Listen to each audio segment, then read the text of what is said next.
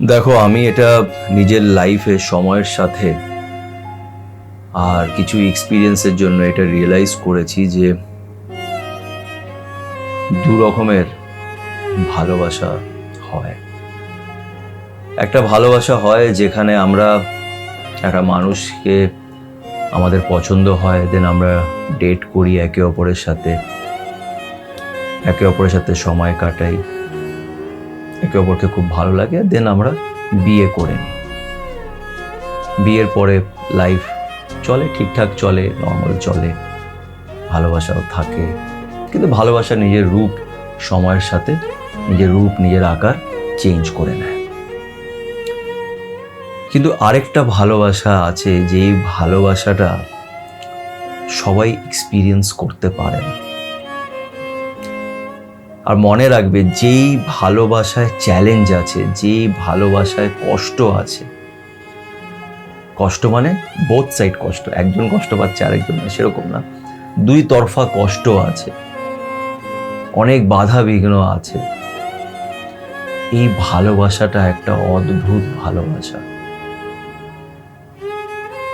এই ভালোবাসা সময়ের সাথেও একরকম থাকে, একে অপরের প্রতি সেই টানটা একরকম থাকে। এটা হয়, আর এটা সবাই এক্সপিরিয়েন্স করতে পারে না।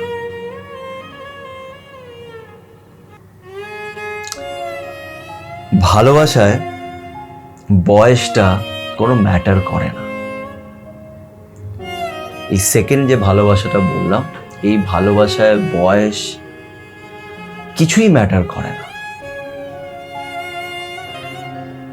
তোমার লাইফে কি চলছে, তোমার আশেপাশে কি হচ্ছে, তোমার লাইফে এখন কি কন্ডিশন, কি সিচুয়েশন, কিচ্ছু ম্যাটার করে না।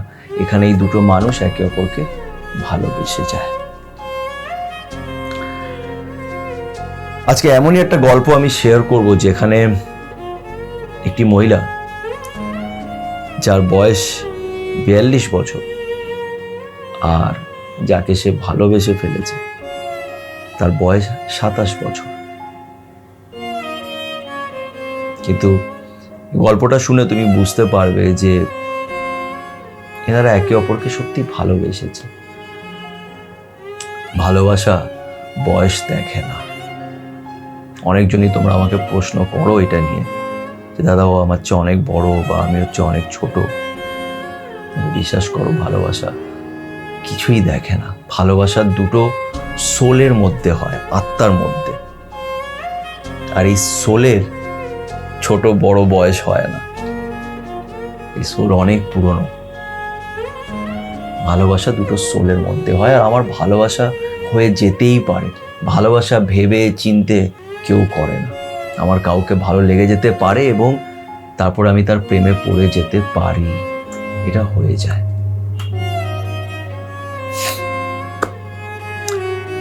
নমস্কার, আমি সুমন্ত। আজ রাতে তোমাদের সাথে সুমন্ত থাকবে। বেশি কিছু করতে হবে না, জাস্ট হেডফোনটা নিজের কানে লাগিয়ে নাও আর আজকের এই গল্পটা শোনো। গল্পটার মধ্যে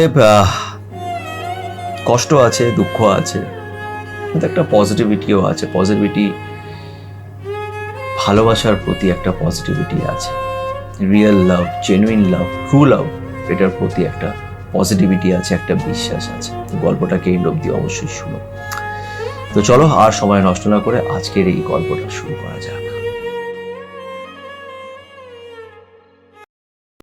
একটি মহিলা আমাকে ফোন করেছিলেন বেশ অনেক মাস আগেই। ওনার গল্পটা রয়ে গেছিল। অনেকগুলি গল্পই আমার কাছে পেন্ডিং পড়ে আছে, তাই আমি নতুন গল্পগুলোতে হাত দিতে পারছি না, বা নতুন কারোর সাথে কথা সেইভাবে বলতে পারছি না, কেন অনেক গল্প আগের পড়ে আছে। সপ্তাহে শুধু একদিনই আমি গল্প শেয়ার করি। যাই হোক, তো ইনি আমাকে বেশ অনেক দিন আগে ফোন করেছিলেন আর আমাকে এবং বলেও ছিলেন যে পারলে গল্পটা শেয়ার করতে, কিন্তু তার নাম বা এগুলো কিছু রিভিল করতে না। তো যাই হোক, তো এনার বয়স এই মুহূর্তে তো 45, ইনি এখন 45 ইয়ার ওল্ড। কিন্তু ওনার যখন দেখা হয়েছিল ছেলেটির সাথে, তখন ছেলেটির বয়স 27 আর ইনি তখন 42 বছর বয়স। এনারা একই জায়গায় কাজ করতেন, আর মহিলাটা ছেলেটাতে সিনিয়র ছিল, কোথায় কাজ করতেন কি আমি সেগুলো ডিটেলে যাব না। তো ছেলেটা ওনার আন্ডারে কাজ করতো। মহিলাটার সাথে কথা বলেই বুঝতে পেরেছি উনি খুব সফট স্পোকেন, খুব স্পিরিচুয়াল একটা মানুষ। আর এই স্পিরিচুয়ালিটি যেখানে চলে আসে না, ওখানে মানে সত্যি বুঝতে পারি যে মানুষটা খুব স্ট্রং মেন্টালি এবং ভেতর থেকেও, মন থেকেও অনেক স্ট্রং, ইমোশনালি অনেক strong, not a weak person. Spiritual রাস্তায় যদি তুমি হাঁটো তাহলে সত্যি অনেক কিছু বোঝা যায়, শেখা যায়। কিন্তু ওনার কথা শুনে খারাপ লাগছিল, তার কারণ উনি বলছিলেন যে উনি মানে ওনার হাজব্যান্ড প্রায় 10 বছর আগেই মারা গিয়েছে, তবে থেকে উনি সিঙ্গেল। তার লাইফে একটা ছোট মেয়ে আছে, তাকে সে ছোট না মানে এখন মোটামুটি বড় হয়ে গেছে, তাকে একাই মানুষ করেছে। বলল যে দাদা আমার কখনোই মানে কাউকে প্রয়োজন হয়নি নিজের লাইফে। আমার স্বামী মারা গেছে, তারপর আমি কখনোই ভাবিনি যে আমি কারোর সাথে প্রেম করব বা আমার কাউকে লাইফে দরকার। আমার নিজের মা আছে, আমার ছোট একটা মেয়ে আছে, আমি তাদেরকে নিয়ে একদম নিজের লাইফে স্যাটিসফাইড। আমার কোনো এরকম প্রয়োজন ছিল না যে আমার কাউকে দরকার। ঠাকুরের আশীর্বাদে আমি ভালো চাকরি করি, ভালো টাকা রোজগার করি, নিজের বাড়ি আছে, আর সেসব দিক থেকে কোনো অসুবিধে নেই। লাইফে সব কিছু ভালোই চলছিল, খারাপ না। কিন্তু এই হয় না যখন আমরা একটা ভালোবাসা পাই, আমার ভালোবাসা হয়তো দরকার নেই এটা আমার মনে হচ্ছে, কিন্তু আমাদের এই মনটা না সবসময় ভালোবাসা চায়। আমাদের সাবকনশিয়াস মাইন্ড, অচেতন মন যেটা আছে আমাদের, সে কিন্তু ভালোবাসাকে দেখে রেসপন্ড করে। সবার ভাল লাগে যে দিনের শেষে কেউ তার কাঁধে হাত রেখে জিজ্ঞেস করবে যে আজকের দিনটা কেমন কাটলো, বা কষ্ট হলে, লাইফে চ্যালেঞ্জেস আসলে কেউ একটা মানুষ থাকবে যাকে আমি বলতে পারবো যে আমার লাইফে এই প্রবলেমটা চলছে। সে আমার সাথে, সে আমাকে কিচ্ছু জ্ঞান দেবে না, শুধু আমার কথাটা শুনবে। এমন একটা মানুষের প্রয়োজন আমাদের সবারই আছে, কোথাও না কোথাও হয়তো আছে। তো উনি যখন এই ছেলেটার সাথে তার ফ্রেন্ডশিপ হলো, যখন কথাবার্তা শুরু হলো, উনি বলছিলেন যে আমার প্রথমত তাকে ছেলেটাকে খুব ভালো লাগতো, বিকজ সেটা খুব হার্ড ওয়ার্কিং, খুব ওবিডিয়েন্ট, কাজ খুব ভালো করতো। তো ওর সাথে বসে অনেক কিছু আমরা ডিসকাশন করতাম কাজ নিয়ে। তারপরে আস্তে আস্তে আমরা একটু বাইরে দেখা করা শুরু করলাম, কথা বলা শুরু করলাম। আর ছেলেটা খুব ম্যাচিওর, খুব ভালো ছেলে। ছেলেটারও বাবা নেই, খুব কম বয়সে ও ভালো চাকরি জোগাড় করেছে, নিজের পায়ে দাঁড়িয়েছে। তো আমার ওর স্মার্টনেস দেখে, ওর অ্যাটিটিউড দেখে আমার খুব ভালো লাগতো। এবার আস্তে আস্তে আস্তে আস্তে হয় না, আমি একটা জীবনে মানে অনেকদিন ধরেই একা লড়াই করছি। লাইফটা তো একটা লড়াই, একটা চ্যালেঞ্জ, একটা স্ট্রাগল। লাইফ কখনোই স্মুথলি চলে না। যার লাইফ স্মুথ চলে সেটা তার লাইফ নয়। তো লাইফে অনেক চ্যালেঞ্জেস এসছে, অনেক লড়াই ওনাকে একা লড়তে হয়েছে। বলো কখনোই আমি কমপ্লেন করিনি দাদা, লড়াই আসছে, লড়ছি, এগোচ্ছি, সবই চলছে। কিন্তু ওই যখন একজনকে হঠাৎ পেয়ে গেলাম না, তখন মনে হলো যে তার সাথে শেয়ার করি নিজের কষ্টগুলো। অনেক একা লড়েছি, একটু যদি সাথে কেউ থাকে তাহলে ভালো। এই যখন আমরা কাউকে পেয়ে যাই না, তখন আমাদের প্রয়োজনও তৈরি হতে থাকে। এর আগে কিন্তু প্রয়োজন ছিল না, কিন্তু এগুলো খুব সাইকোলজিক্যাল ব্যাপার। আমাদের কাছে যখন লাইফে ফোন ছিল না, তখন আমরা ফোন ছাড়াই বাঁচতাম। এখন তুমি ফোন ছাড়া বাঁচতেই পারবে না। একটা মা নিজের মেয়েকে কাজে পাঠাতে পারছে না বিকজ তার কাছে ফোন নেই। ফোনটা জোগাড় কর, নাহলে তোর সাথে কথা বলবো কি করে, যদি কিছু হয় কি করে জানবো। কিন্তু আগে কিন্তু এটাই ছিল, ফোন ছিল না। জিনিস পেয়ে গেলে আমাদের প্রয়োজনটা বেড়ে যায়। এটা হচ্ছে খুব সাইকোলজিক্যাল একটা ব্যাপার। তো ওনারও প্রয়োজন বেড়ে গেল, একটা সাথী সে পেয়ে গেল, আস্তে আস্তে তার প্রেমে পড়ে গেল, তার অভ্যেস হয়ে গেল। সবসময় কথা হচ্ছে, সাথে কাজ করছে, দেখা করছে, ঘুরছে। কিন্তু মহিলাটা আমাকে বললেন যে আমি মনে মনে জানতামই যে দেখো ওর বয়স কম, আজ নয়তো কাল ও কাউকে না কাউকে হয়তো বিয়ে করবে, আমার সাথে তো আর বিয়ে করতে পারবে না, যেটা নাকি আমি বিশ্বাস করি না। আমি বিশ্বাস করি যে অ্যাজ সাচ কোনো রুলস নেই, এটা সব কিছু তোমার মাইন্ডসেট, তুমি কিভাবে দেখো, যাই হোক।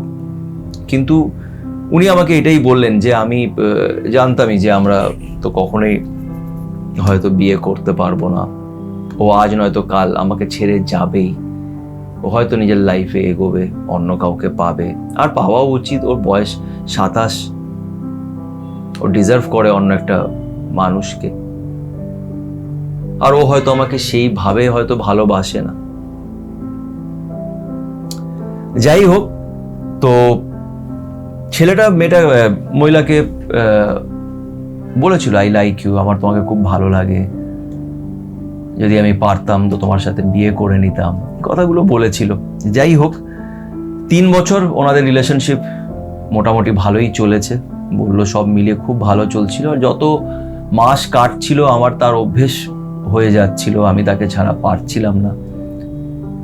কিন্তু তারপরে অবভিয়াসলি ছেলেটার লাইফে একটা মেয়ে এলো, যেটা আমি আগের থেকেই জানতাম যে আসবে, বা হয়তো আপনি বলতে পারেন যে আমি ম্যানিফেস্ট করে নিয়েছি, এটা আমি এরকমই ভাবছিলাম তাই হয়তো এরকমই হয়েছে। বাট ঠিক আছে, একটা মেয়ে ওর লাইফে এসছে, আর ও আমাকে বলেও দিয়েছে, কিছু লোকায়নি, ও আমাকে বলেওছে, বললো যে ও মেয়েটাকে পছন্দ করে, আর ওর বাড়ির থেকেও বলছে বিয়ের একটা ব্যাপার।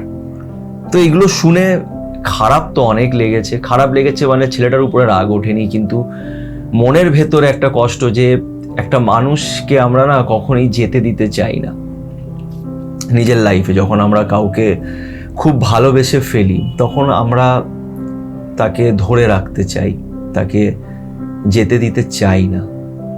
কি করব, এই যাওয়া ব্যাপারটা খুব কষ্টকর, এটা ফ্যাক্ট। আমরা কাউকে যেতে দিতে চাই না, অভ্যেস হয়ে যায়, অনেক স্মৃতি হয়ে যায়। এগুলোর থেকে আমরা যদি খুব মেন্টালি স্ট্রং না হই তাহলে এখান থেকে বেরোনো খুব কঠিন হয়ে দাঁড়ায়। যাই হোক, তো উনি এটাই বলছিলেন যে কষ্ট তো হচ্ছিল, খারাপও লাগছিল, কিন্তু আমি ওকে কিছুই বলিনি, বিকজ আমি জানি যে ওর নিজের জায়গায় ঠিক আর আমি নিজের জায়গায় ঠিক। ও বিয়ে করলো, বিয়েতে আমাকে ইনভাইটও করলো, কিন্তু আমি বিয়েতে যাইনি, কোনো রাগ না, কিন্তু আমি ভাবলাম যে আমাকে এটার থেকে ওভারকাম করতে, আমি যদি যাই বিয়েটা দেখি তাহলে আমার আরও খারাপ লাগবে, কেন যেই মানুষটাকে আমি ভালোবেসেছি হয়তো এই জন্মে আমরা এক হতে পারবো না, আরও একটা জন্ম লাগবে, হয়তো সামনের জন্মে আমরা আবার এক হব। তো যাই হোক, তো মহিলাটা বললো যে বিয়ে হয়ে গেল, তারপরেও আমরা কন্ট্যাক্টে ছিলাম, এখনো কথাবার্তা হয়, খারাপ লাগে, কিন্তু বলতে পারেন যে অনেকটাই ওভারকাম করেছি, এমন নয় যে ওভারকাম করিনি, অনেকটাই ওভারকাম করেছি। আর ও আমাকে অনেক কোঅপারেট করেছে, আমি যখনই বলি আমার সাথে দেখাও করে, কথাও বলে, এরকম নয় যে আমাকে ইগনোর করেছে। দেখো, আমি না এটাই বিশ্বাস করি যে হয়তো একটা মানুষ আমাকে ভালোবাসে, আমার হয়তো তাকে সেইভাবে ভালো নাই লাগতে পারে, কিন্তু খারাপ ব্যবহার করো না, যে মানুষটাকে ডিসরেসপেক্ট করো না, অবহেলা করো না, বাজে ব্যবহার করে ছেড়ে যেও না, সেলফিশের মতন ব্যবহার করো না, এটা আমি সবসময় বলি।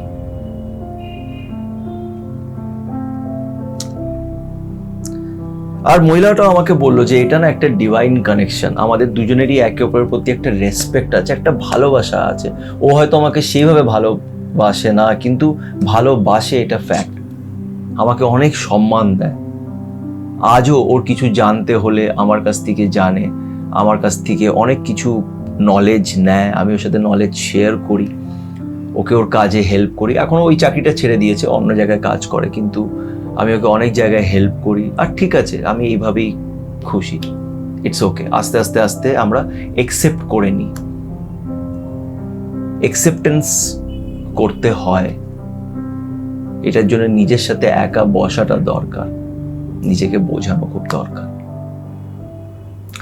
তো গল্পটার মধ্যে কষ্ট আছে, পেইন আছে, কিন্তু অ্যাট দি সেম টাইম এই গল্পটার মধ্যে একটা পজিটিভিটিও আছে। এই মহিলার যে অ্যাটিটিউডটা, যেইভাবে উনি এই জিনিসটাকে দেখছেন, যেটা আমি লাস্ট একটা ভিডিওতে বললাম, ও যে সব কিছু না মাইন্ডসেট, তুমি কিভাবে দেখছো তোমার লাইফের কষ্টগুলোকে, তুমি কিভাবে সেটাকে হ্যান্ডেল করছো।